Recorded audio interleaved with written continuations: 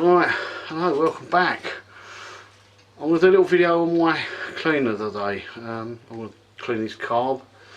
This is off of the Westwood 1300, which is Louis' Magmar, and it's got the Bridge 12.5 horsepower engine on it. It could be any carb, that's the one I've got today, so that's the one I'm going to clean. We're not worried about the outside of it, that's not what the machine's for. It's for the inside. So I thought I'd do a little video on the machine because I haven't really done one on it. It's not a lot to really say because it's a basic clockwork one.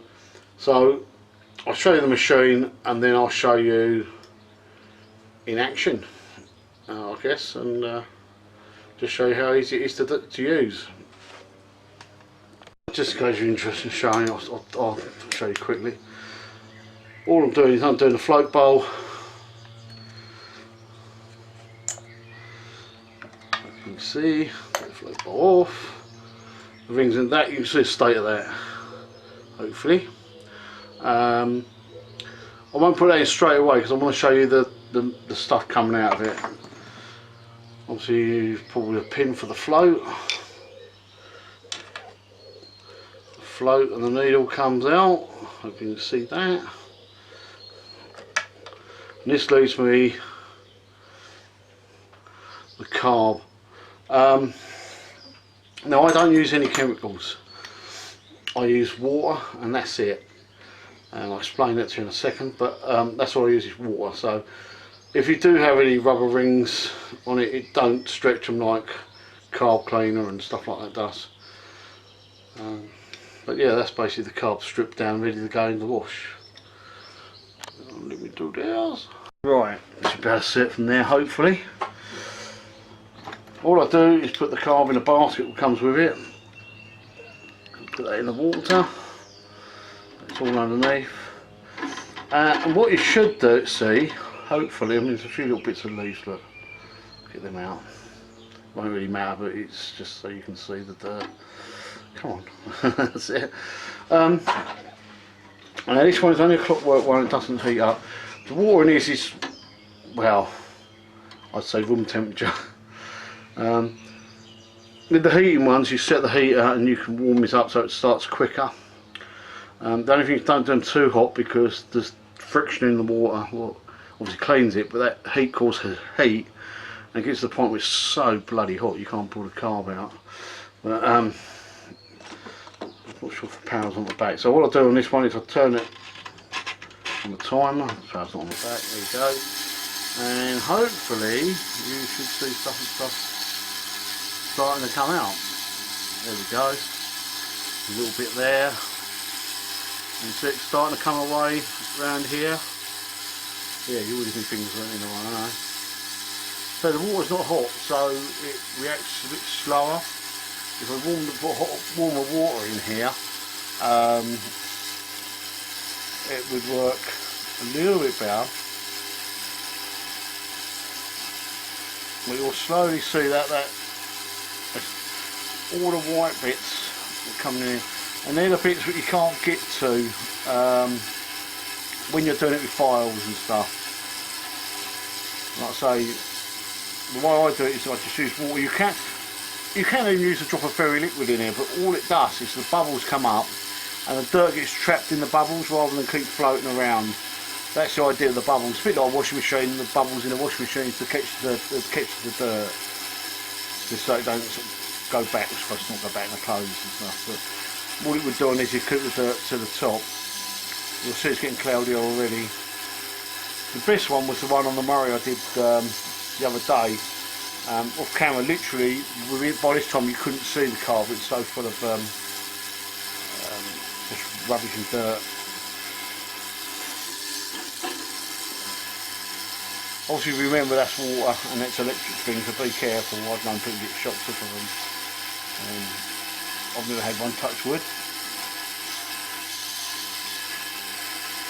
But you see the water's definitely clouded. No, it's not that bad. This has been done before, I'm sure it has, this one.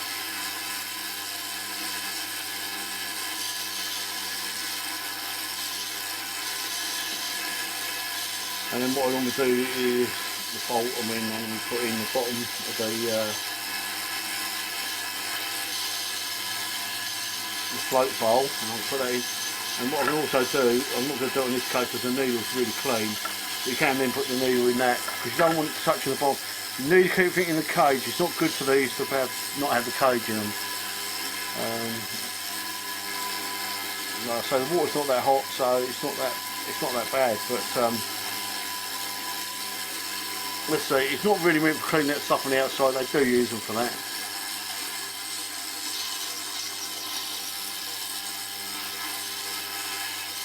So that's basically how you use it. It's pretty simple, pretty straightforward.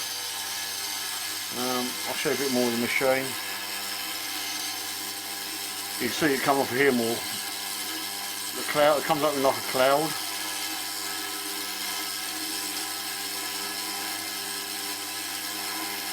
So there you go, that's all there is to it. There's not a lot to it, I'm afraid.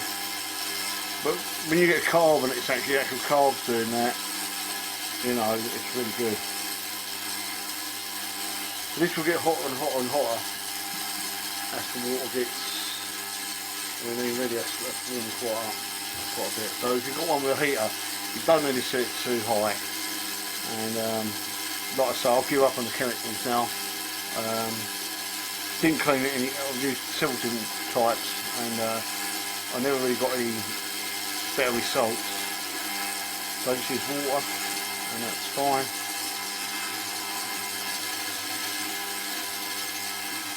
Like I say, once it warms up, it'll be a different result again because it will. But when I'm mobile, I can't always have hot water, so I'm used to doing it in freezing cold water. I just run it for the first half an hour, just as, you know, a warm up rather than a wash. There you go, look, see it come out there? My finger. And that stuff you can't clean, even with a funnel, with a file, carb file, you wouldn't be able to clean that. I've cleaned carbs and spent ages on carb cleaning, everything clean, and then you're not run or nothing, won't run, and you put them in here for an hour, and yeah, but like I say, they ain't cheap. I think this is the cheapest type you can get. It's not only with small engine carbs, I mean there's all kinds of things you can put in these. If you think about anything that you need to clean out. I mean originally I think they were meant for like rings and stuff, you know, cleaning like diamonds and stuff, and gold rings. I think that's the idea of them. But anyway, we'll let it carry on its job and then we'll come back to it. Right, so this is the machine. It's pretty basic. You've got power light and the timer it's on because I'm halfway through filming the cleaning, but I thought I'd save a bit of time and just film this at the same time. So it's quite simple. The switch on the back turns it on and off, and the timer what you turn on like that is all this. You put the power on, and away she goes. This is a 2 litre one. I'll turn it off so you can hear me better. Not that you want to, but it's a 2 litre capacity. So and at the time, I've had this a few years, but at the time this was about £70. No idea what they are now, but it's me knowing the money back. Don't forget that you can always do a little service on the just doing cleaning. Sort of £25 a go. So if you really wanted to, so it could make its money back. It's a good little tool. But I use it for all kinds of things. I'm trying to think what I've cleaned with, but there's been loads of little things with holes in. You can clean it. I've also cleaned rings and stuff with it, as well as your normal stuff with your small engines and obviously car stuff and that. You know, as you get bigger and more professional, they get a lot dearer. You know, you can be talking in your thousands. So it is what it is, and it does what does what it does. So yeah, turn it back on and carry on. Just going to mention that a lot of people think that the water's vibrating. Because the cage is moving, you see it moving, it ain't your, it's not your eyes, the cage is moving in the water. But it is the sonic waves sort of making it move. It's just completely different to a wash it or somewhat vibrates, it doesn't vibrate. You know, somewhat waves, and you know, it's yeah, so it's just don't think it's something you can, I mean, I've seen people make these, when I was looking into this, people making things that vibrated, you know, like out of old sanders and stuff, but it's not vibration, but you know, so you can see this cage, it moves around, that's why you don't want to put stuff in without the cage. As you can see, it's starting to really pump it out again now, hoping to see that.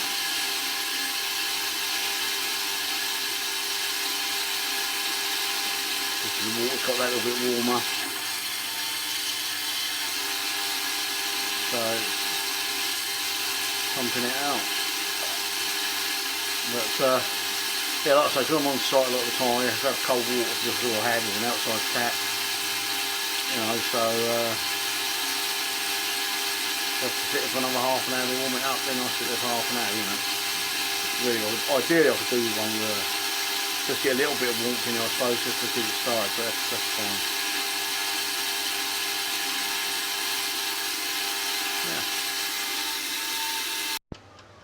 Yeah. Right, that's basically it. I'm actually going to run this for another half an hour, because I've got something else to do, so I'm going to be running for another half an hour. But that's all you need to do, and when you finish with it, you just blow it out with an airline, and that's the bowl. There's a little bit of rust in there still, but it's not too bad. It's not, I mean, it's not there to clean the rust up. I say rust, I don't know what it is, it's just some goo stuff on there. Would probably clean up quite if you really wanted to. Like I say, a bit of washing up liquid might help that. But you don't need all the chemicals what people will tell you, and I know in the comments down the bottom people will say, oh, I use this, I use that. Let's do it with water, so use what you like. But that's just pretty my point, you can do it with just water. Like I say, that's done now. If you want to see if that runs or not, I'll be doing a video very shortly on the Westwood starting the Westwood up, so check that out. And obviously this carb, I'm not going to do nothing else to it apart from put it together, and that'll be it. I've got a spark problem with that at the moment, what I've got to sort out, but that's nothing to do with the carb. The carb's only been cleaned because I want to do a video with it, to be honest with you, and it was gunged up quite a bit, as you see, so it's worth doing. But yeah, if you like that sort of stuff, small engine stuff, put your thumbs up and subscribe, and ring the bell and all the usual sort of stuff. I hope it made sense to you anyway. Like I say, you don't have to spend a lot of money on chemicals. I think that's a waste of time.